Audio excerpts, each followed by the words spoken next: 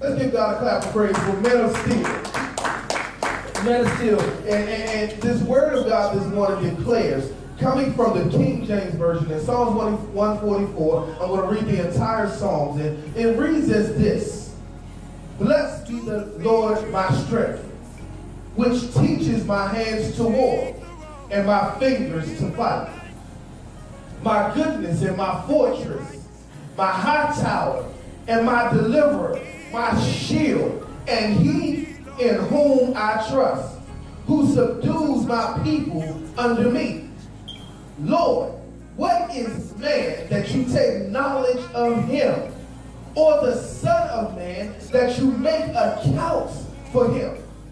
Man is like the vanity. His days are as a shadow that passes away. Bow your heavens, O Lord, this morning and come time to fight for what's mine.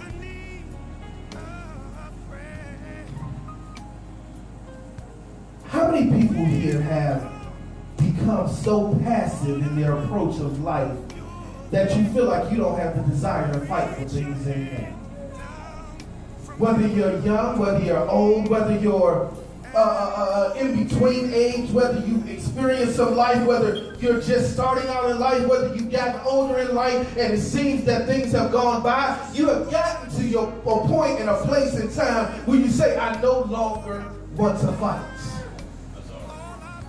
This morning, as we discuss and talk about this being Men's Day, and we talk about being men of steel, we have to understand that as the 21st century continues to evolve, there has been a constant decline of the morals and standards of a vast majority of men in this world. There is no longer an emphasis on having principles, having self-respect for oneself, having family goals, and mere appreciation for the women and the children in our lives. We take time out to do everything else. We want to fight for positions at jobs. We want to fight for the street and for the block. But when it comes to fighting for declaration of that I'm a man, we lose hope and we lose inspiration because the world has thrown so much out there at us that we are less than what we've been born to and raised to be. That we have to deal with things from a situation and from a standpoint that we are no longer the men of our homes. We're no longer young sons being raised as princes to take over and control things in this earth. We've done so much stuff that now we are not men of steel. We are not fighting for what's ours. If you don't believe me, look around at things that go on in life right now. I'll pull up to the gas station. We notice that there are a growing number of men who don't want to work in life. They feel like a woman is supposed to take care of them. They feel like, oh, I'm the man, I'm the king of my castle, so you go out and work and you bring home the money and I'll spend your money and I'll do everything based off of what you can do for me. Despite what 2 Thessalonians, the 3rd chapter and the 10th verse says that anyone that does not work, he shall not eat. We seem to grab a false sense of what it is to be a man because you pull up to the gas station and you see men sitting in the passenger seats with their girlfriend, and their girlfriend gets out or their wife gets out and goes pays for the gas, comes back to the car, and then you see her pumping the gas, and all along he's sitting there on his cell phone texting somebody. He's sitting there blasting music and watching her handle the work and her handle all the things that a man should rightfully be doing. A lot of the men heard me say this yesterday. One of my favorite movies is what?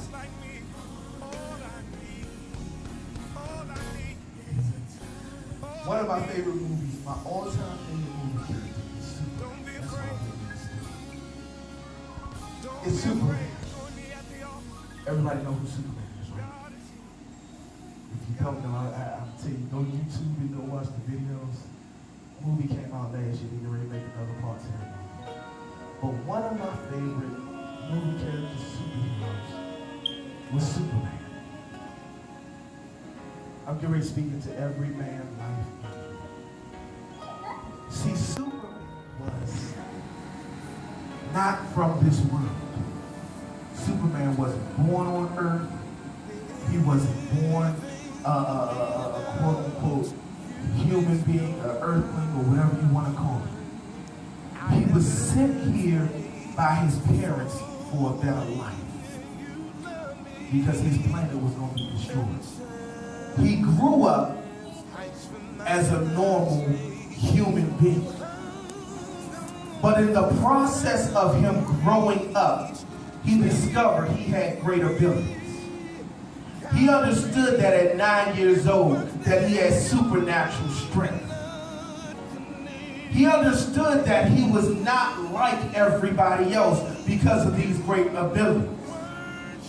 Speaking it to every young man here, every old man here, you were birthed in this world with supernatural abilities that right now Satan is trying to tell you that you don't have because he's scared of the abilities that you have. And when you gave your life to Christ, you grabbed those supernatural abilities you already had, coupled with the natural abilities and the supernatural that God placed on top of that. See, you got to understand that the enemy, as he said, that he came to seek whom he may devour, his intent is to destroy everything in your life that makes you supernatural. His attempt is to destroy the word of God that you hear in your life. When you walk out this door today, there's going to be some things, some phone calls, some things your parents going to say, some stuff that you want to experience today, some phone calls the moment you walk out of here that are going to test your faith, that are going to test what I'm trying to tell you right now, that you have an ability to fight for what's yours. How many of y'all want to fight for what's yours?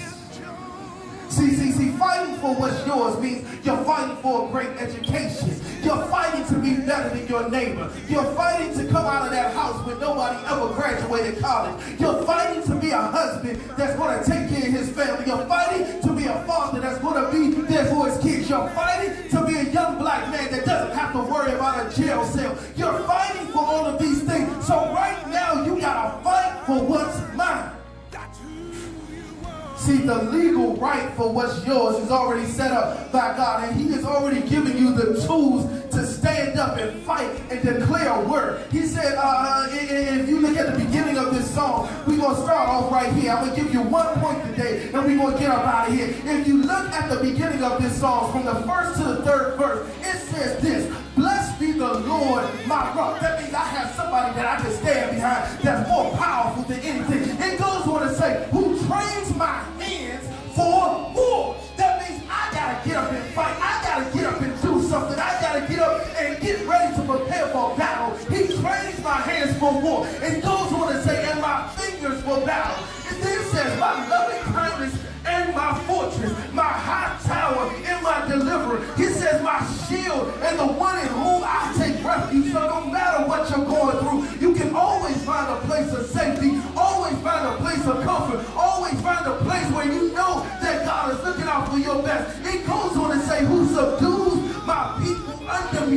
That means everything that God has given me authority over, I have control. And he's going to keep them under me because he's building me up. He's making me stronger in his word. He's making me stronger in my life. And then it says this: Lord, what is man that you take knowledge of him? Do you realize? I need every man to look at another man, every boy to look at another boy, and realize that you were set apart. You were created first. And God says, who is man that God is mindful of you? It goes on to say, or the Son of Man, that you are mindful of him. My 1 point for today is this: you have to train for the next fight of your life while you're in the current fight that you're going. You have to train for the next fight of your life while you're in the current fight that you're going. My favorite boxer was Mike Tyson. In the 80s and the early 90s. Before Mike Tyson got into a ring with somebody else, they were already scared to fight. Because of his stature, because of his track record, because of the things he had done in other fights, they were already scared and defeated. Half of Mike Tyson's fights were won in the first, right between the first and the third round.